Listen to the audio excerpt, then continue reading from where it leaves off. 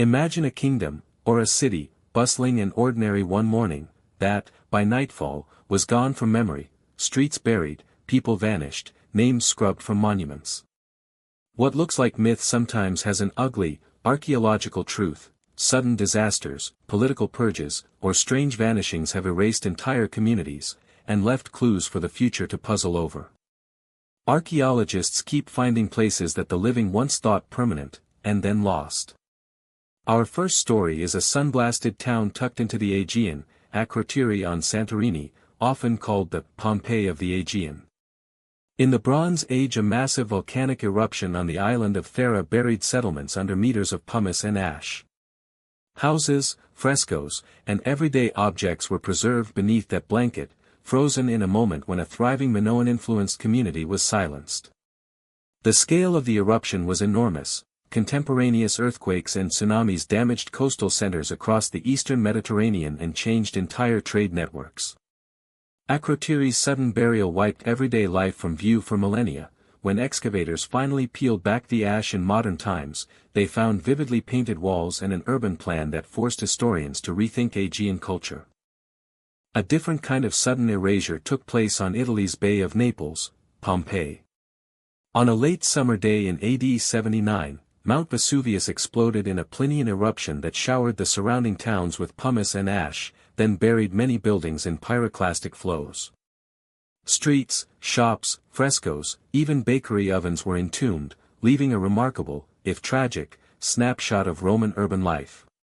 Unlike gradual decay or abandonment, Pompeii's rapid burial preserved moments: graffiti on walls, a loaf in a bakery, the layout of a house, a carbonized freeze frame that allows us to walk streets that would otherwise be only stories. First-hand accounts, like Pliny the Younger's letters, and modern digs together explain both the violence of the event and the uncanny clarity of what survived beneath the ash. Not all vanishings are the result of natural catastrophe. Some are mysteries of human disappearance, like the lost colony of Roanoke off the North Carolina coast.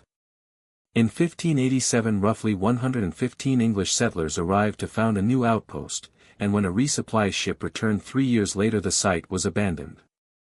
The only clue carved into a palisade post was the word Akrotiri. Did the colonists relocate and assimilate with local tribes?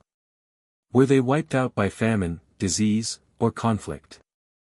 Centuries of study and occasional archaeological hints have produced plausible scenarios, but no single, definitive answer. Roanoke is a reminder that sudden disappearances can also be social puzzles. What connects these stories is not a single cause but a single lesson: civilizations, even well-established towns and capitals, can vanish from everyday memory far faster than we assume.